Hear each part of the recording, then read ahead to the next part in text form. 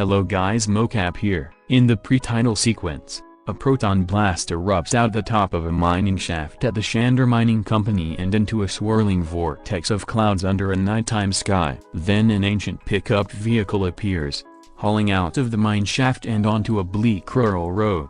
The driver is a bearded elderly man who is shrouded by the darkness of his truck's cabin. He looks down at the passenger seat and touches a ghost strap that is holding a spirit. An invisible thing pursues his truck. The man stumbles out into an open field in front of an ancient farmhouse. He gets to the porch, turns around, and holds out the trap, baiting the unseen spirit in the cornfield. The old man's name is Egon Spengler, and he is preparing a foot pedal switch while unseen steps are seen advancing in the dirt across the field. Egon stomps the pedal, and many electric towers begin to activate, but they brief out before they can power up the designated device, and Egon dashes inside and locks the door. He places the trap in a compartment under the wood floor and then sits in a chair with his PKE meter. As fog covers the room, his PKE begins to light up and its arms extend in the manner of a ghost. When Egon is attacked while sitting in his chair, the PKE meter falls to the floor and goes off.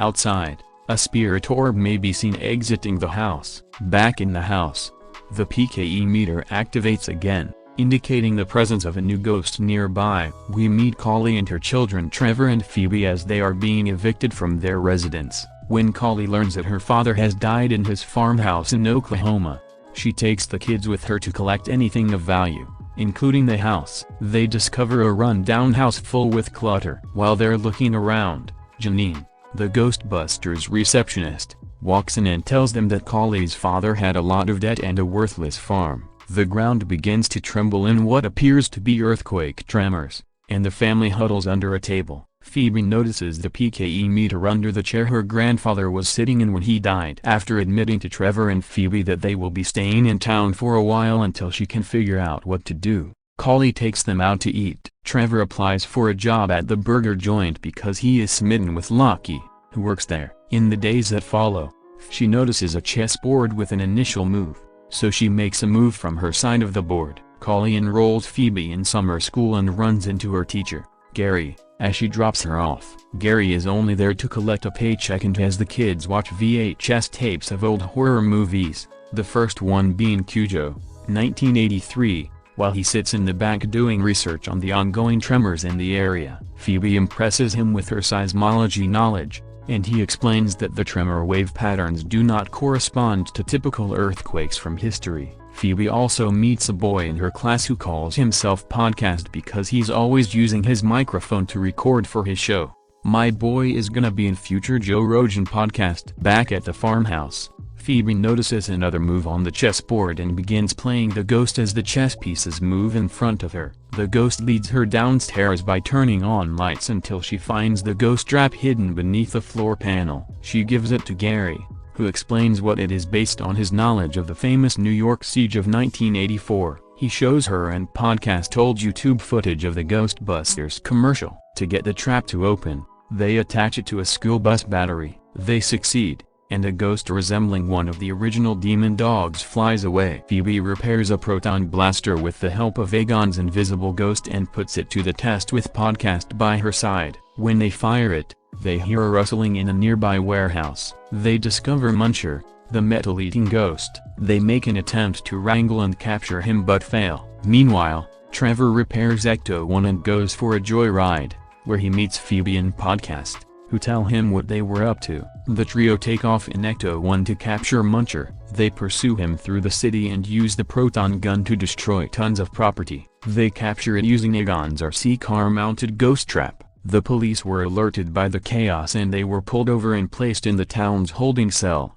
During their time in jail, Phoebe uses her one phone call option to call the number from the commercial for the Ghostbusters. Ray Stantz responds, explaining that the team disbanded after ostensibly eliminating all the ghosts. He and Egon had a falling out after Egon stole all of their equipment and claimed that Gozer could still bring the world to an end. Phoebe tells him that Egon was murdered a week ago before being abruptly disconnected by the sheriff, who claims her phone time is up. Collie and Gary, who were out on a date at the time, show up and bail them out. Phoebe confronts her mother for failing to tell her who their grandfather was. Colley responds by recalling her relationship with her father. She wasn't as interested in science as he was and felt that they never connected and that he didn't care about her. That's why he abandoned them and became a recluse on an Oklahoma farm.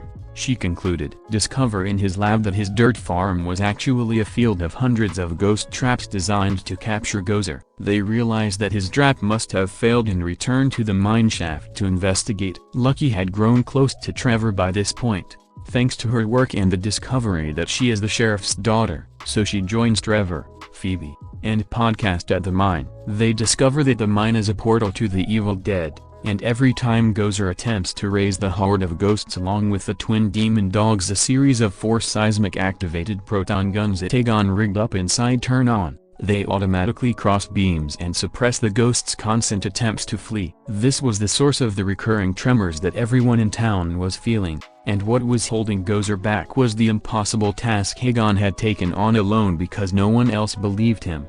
Gary goes to Walmart the same night after his unusual date with Colley to get some ice cream. He discovers several mini Stay Puft Marshmallow Men causing havoc in the store like a swarm of gremlins. He encounters the demon dog he released earlier and is chased out to his car and attacked. Just like in the Cujo scene, back at the farmhouse, Colley discovers the hidden lab and learns that her father, Aegon, kept a memory board of her entire life on the wall. The other demon dog finds her in the lab and possesses her just as she realizes he truly cares about her. The kids return home to tell Colley about their discovery, but she becomes possessed and jumps out the window. Running towards the mine shaft, she locates Gary, who has already allowed the ghosts to flee by damaging the autoproton guns that were keeping them at bay. In the mine, 2 merge energies merge. With the assistance of Lucky, the kids retrieve Ecto-1 from the police impound. Phoebe and Podcast are able to remove the RC ghost trap and proton blaster from the weapon-holding cell by reaching in and releasing Muncher,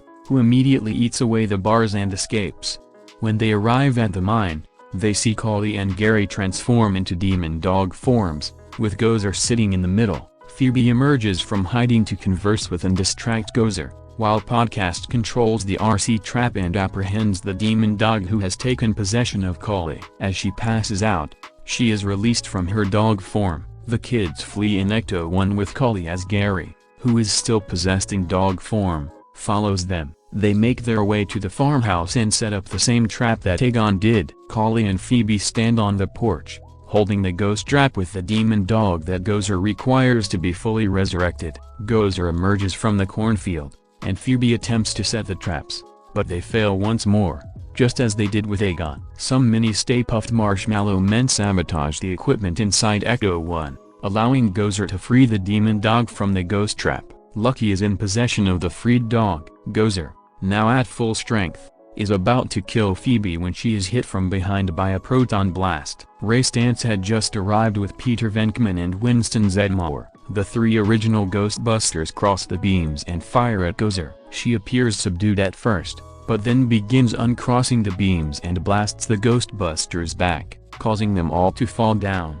Gozer approaches them as Peter jokingly complains about the difficulties in their relationship. She is again captured by a single proton beam as she approaches them. This time, the ghost of Aegon is guiding Phoebe. This is the first time his image is shown to the audience. The other 3 Ghostbusters leap to their feet and join the fight, firing their own beams. Gozer is once more suppressed but not captured by the combined force of 4 beams. In the meantime, Trevor and Podcast have defeated the mini-puffs and repaired the sabotaged equipment, allowing Trevor to emerge from Ecto-1 and fire his proton beam at the electrical capacitors. The energy burst charges them up. Colley throws the switch again, and this time the traps activate, capturing Gozer and the demon dogs. The other 3 original Ghostbusters are taken aback by the sight of their fallen colleague's ghost form. They watch as he says his goodbyes, fixes Phoebe's glasses, and gives Colley a hug. Aegon's form fades and dissipates into the night sky after he reconciles with his family.